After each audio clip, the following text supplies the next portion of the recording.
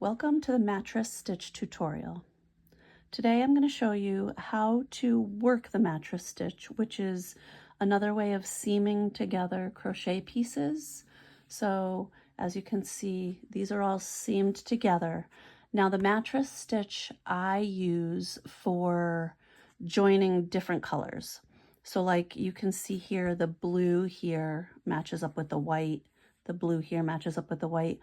And the reason I don't use a whip stitch for something like this is if I used blue and I did a whip stitch, which just goes through both sides, you're going to see that blue on the white side and vice versa. So if I used white here, I would see the white, so it would cover up on here. But so the mattress stitch is great for that seam where you can't tell what color yarn I used. So it's great for that kind of seam where you want it to be as seamless as possible without seeing the yarn or the stitch that is used, okay?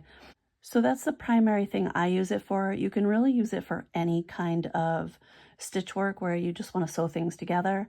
But I find, you know, if I was sewing blue on blue, it really wouldn't matter if I had a whip stitch. And for me, the whip stitch is a little bit quicker. So I tend to use this, like I said, for color work changes and things like that. For those of you that don't know me, my name is Christine from Ambassador Crochet, and I am glad you're here. So let's get started and I can show you how to work the mattress stitch. Okay, so to get started, what I did is I cut a piece of yarn. Now again, it's not going to matter which color you use, because if you do it right, you won't be able to see the color that you used to stitch it together. But for this one, I just used the white. And what I'm going to do is I'm going to insert the hook through the border stitch. So you should have some of the yarn on one side of your needle, some of the yarn on the other side of your needle. And I'm going to come back out through the same color. Okay, and what this is going to do is I'm just going to get the yarn started on here. Okay, so the next thing you're going to do is you're going to work through, now we're going to work through the blue, but we're going to go back down because see, we haven't joined this yet. We want to join it to the corner.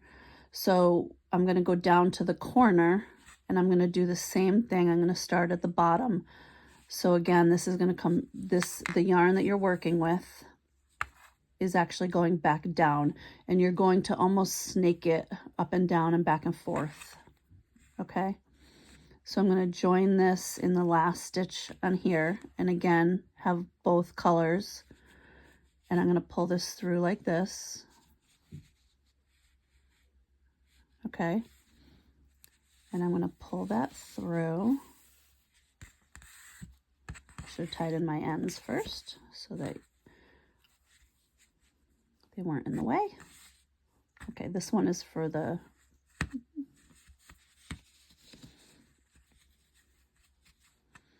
okay. Now I'm here. Now I'm going to go back to this side on the white to where I started. And I'm going to work, I'm going to go back through and I'm going to work this way.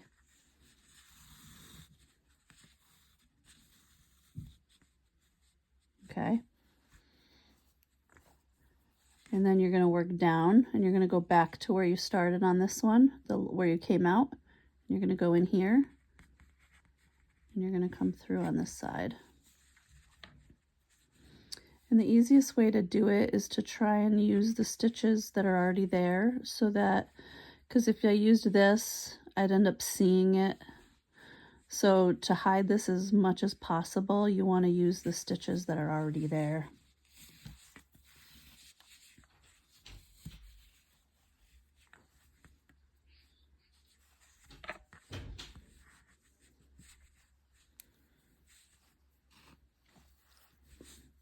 Okay, and then we're going to go back to where we came out on this one. It's a little awkward to try and stay in the video. It's a little easier when you're just doing it. And it doesn't matter if the project moves around a little bit. Okay, so we're going to go through here.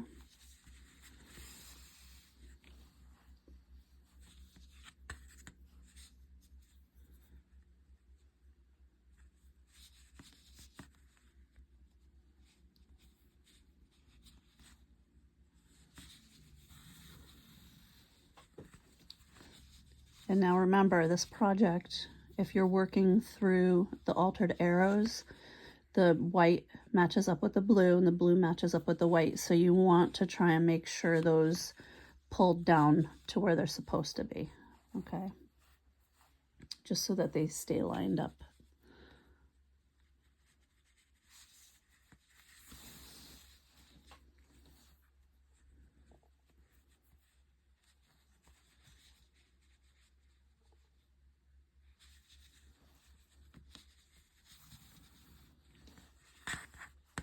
And if it makes it easier, when you pull it, you can hold this so that you don't pull this all the way through. So you can just hold on to that.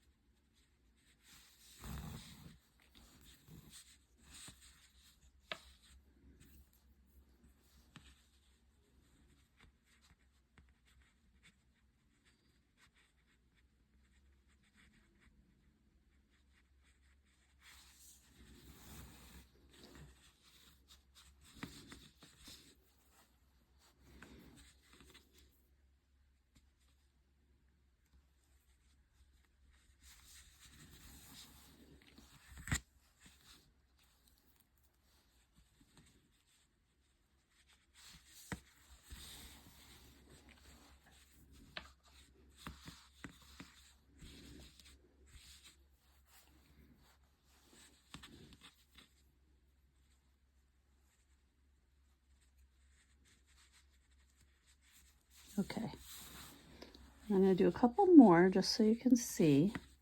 But what happens is there's no seam. You can't see that I'm using white. Best way to do that is look at the blue.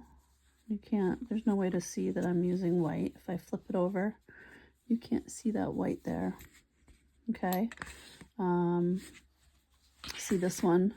I went through the stitch a little bit. You can see a tiny dot of white right there.